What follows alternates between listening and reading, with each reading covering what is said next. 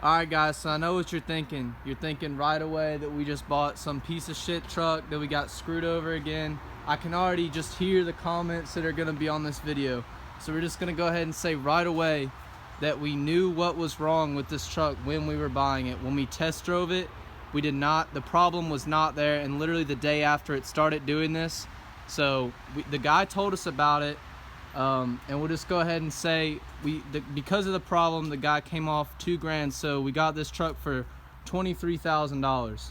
So with that being said, we're gonna go ahead and show you around the truck, show you what's wrong with it, and everything else about it. As you can tell, it's 4-door. It's 2011. It's got the 6.7 Cummins in it with the 6-speed manual transmission. It's got a South Bend dual disc clutch. It has the Air Dog 150 fuel system on it, and it has a 5-stage EFI Live, the 5-stage tuner on there. Yeah. But it's gonna need new tunes. But it has the EFI Live, the 5-position tuner right there. It runs a little rough right now, but still makes plenty of power. And the interior is all right. The guy literally was just like used it to pull a bunch of tractors and stuff. You can see he's got the big super overload springs and like his 5th wheel. I mean, he clearly used that, so it was literally just a pretty much tow rig, I guess. But the rest of the interior, it's really not that bad. It's got some good floor mats, so it'll clean up pretty nicely. But it's a pretty clean rig. For a 2011, it's, I mean, you won't find another one for that. yeah, price. for the price that we paid for it, the light bar is a little. We're getting a new one, or he's gonna get a new one.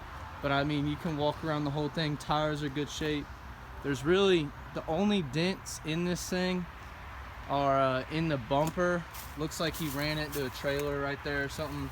But other than that, it's in good shape, clean, very clean. I don't even know, how big is that exhaust? Like 5-inch exhaust, 8-inch yeah. tip. It's pretty loud. It's definitely really deep. But these Yeah. 6.7s are pretty deep. It's list with the truck too. So it starts out 126,000 miles. Bought truck. I'm guessing whoever bought it then, they started just recording everything that they've done, and that was when it was EGR was deleted and the truck was deleted. It's had a new turbo at 129,000 miles. New transfer, or I don't know, I guess Either that's the damn fluid or it's probably the fluid. Yeah, realistically, I doubt a transfer case got at 120, but 140,000. It had that South Bend put in there. The EFI Live was in at 153. Air Dog and filters was 158, and then just regular maintenance. But I've never bought a vehicle that like has any records yeah. recorded. So that it is nice to see that. But nice, I guess now we're gonna show you guys what the problem is. I'm sure everyone's curious to know what's the deal with it. So all right, so one of the, I guess pretty much the main issue is it's leaking oil, and it's coming from the timing cover. So it's a pretty common leak on these 6.7s. I mean, that's at least what the internet says.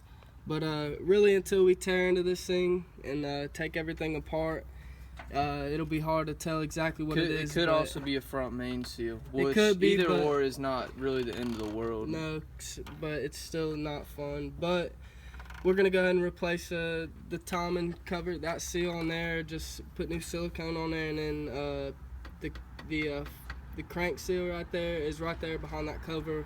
So when we take it off, we're just gonna go ahead and put a new that crank seal in there. And it's got brand new batteries. It's got the S&B cold air intake, new brakes and rotors all the way around. And I mean, it's a straight truck. Definitely nicest truck I've ever owned, and I definitely plan on keeping this one for a long time and doing a few mods to it. So stay tuned for that. Alright guys, so we'll get you guys a little driving clip here in a second, but we gotta do a little caveat update here for you guys. So we got this nice AGM liquid battery, because we heard that the regular ones, if you put it in the trunk, makes hydrogen gas or lead acid. Got our cables run back here, and really the only thing that's still holding this thing up is We need to set our wastegate for our boost, and also this is where we're connecting the battery up front, and we need some connectors. Some thick shit. Yeah, because it's kind of sketchy. Like a screw-on connector. The connectors we had, if you watch our other Cavi videos on the build, that's just not doing the trick. You gotta have a special tool to be able to clamp those down, and we just ain't got it. So. And also, we still gotta do exhaust, but that can wait a little bit. But we really need until we got it on the road. Run the basically things are boost gauge, wastegate, connect battery, and then this thing will be drivable. So we can't wait to get this thing on the road. It's gonna be it's fun hearing it spool up a little bit, but I can't wait to hear it when it's actually out on the road. And it's been a long fucking time coming. Yeah. So, but now we'll go and take this Cummins out here and take it for a rip. Take it for a rip. So, yeah.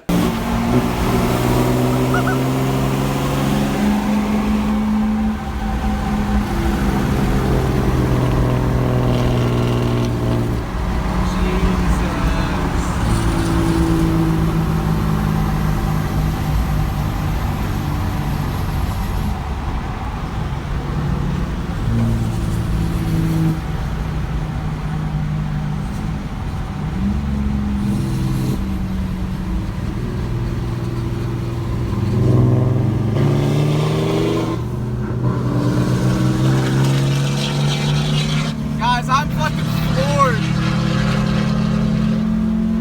I'm fucking floored. Ha!